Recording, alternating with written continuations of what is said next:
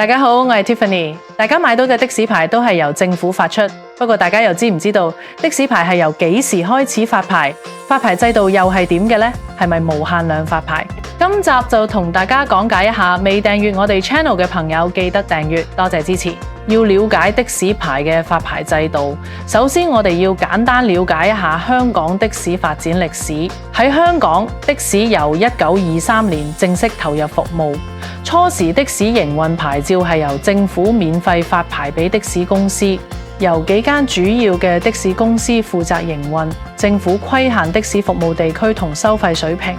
另外，政府會根據的士乘客嘅需求，不定期免費增發一啲的士牌俾的士營運商。簡單嚟講咧，喺香港的士嘅發展初期，的士牌一路都係免費，直至1964年，由於當時市民對的士服務需求大幅咁上升，為咗應付市民對的士服務嘅需求，當時嘅公共交通顧問委員會，即係現時交通諮詢委員會，認為大量發出的士牌係有效滿足市民對的士服務需求嘅最佳方法，並且建議將當時免費向的士公司發出免費的士牌方法改為公開投標嘅制度，公開提供俾大眾市民個人投標，價高者得。委員會認為呢個係最公平、公正同埋透明度高嘅發牌方法，持牌人將會永久擁有呢個的士牌，冇年期限制，並且按法例規定營運的士業務。當時政府對呢個建議全盤接納，並且喺1964年同一年實施呢個政策。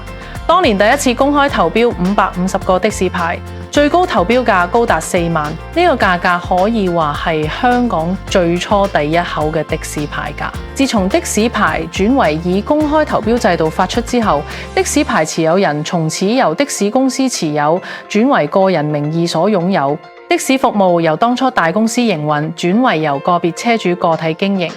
而的士司機同車主嘅角色就由僱主僱員嘅關係轉到去的士司機自僱租車嘅制度。咁的士牌嘅發牌制度又係點嘅呢？喺上世紀70年代後期至到80年代初期，政府當局每年以公開投標形式發出超過1000個的士牌。喺1984年之後至到1991年，政府每年發出少過300個的士牌。喺1992年同埋1993年呢2年，由於政府當局等待的士政策嘅結果，因此呢2年都冇進行公開招標，亦都冇發出過任何的士牌。之後咧，有關的士政策嘅檢討咧，就喺1994年完成。交通諮詢委員會喺1994年3月發表咗的士政策檢討報告書。喺報告書裏邊提出的士發牌政策建議，建議指出政府應該喺有需要嘅時候先發出新嘅的士牌。發牌嘅時候需要考慮以下3個因素：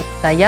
市民對的士服務嘅需求；第二，的士業界嘅營運情況；第三，的士數目增加對道路交通系統嘅承受能力。當時嘅總督連同行政局喺1994年4月發出指令，執行以上嘅政策。政府當局需要喺有需要嘅時候，以公開招標形式發出的士牌，但係無需預定發牌嘅限額。一切視乎以上3個因素，先會考慮發出新嘅的士牌。自從1994年4月政府制定咗的士牌嘅發牌政策之後，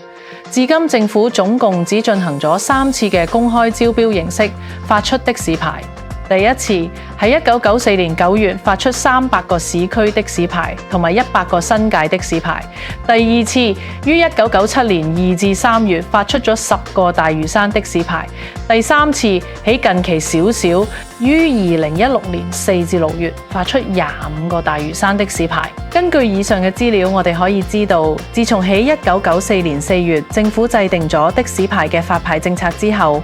因為有咗政策嘅條款，從此政府就唔係再無限量咁發出的士牌。就以大家最經常接觸得到嘅市區的士同埋新界的士為例，對上一次發牌已經喺1994年4月，至今已經相隔28年冇再發出新嘅的士牌。咁今集咧就同大家講到呢度，記得緊貼我哋香港的士交易所嘅頻道，有任何想知想問，歡迎留言。如果想了解更多最新嘅的士牌資訊，歡迎下載我哋嘅 App HKTEX 一站式的士買賣租賃平台，密切留意我哋香港的士交易所。我哋下集見。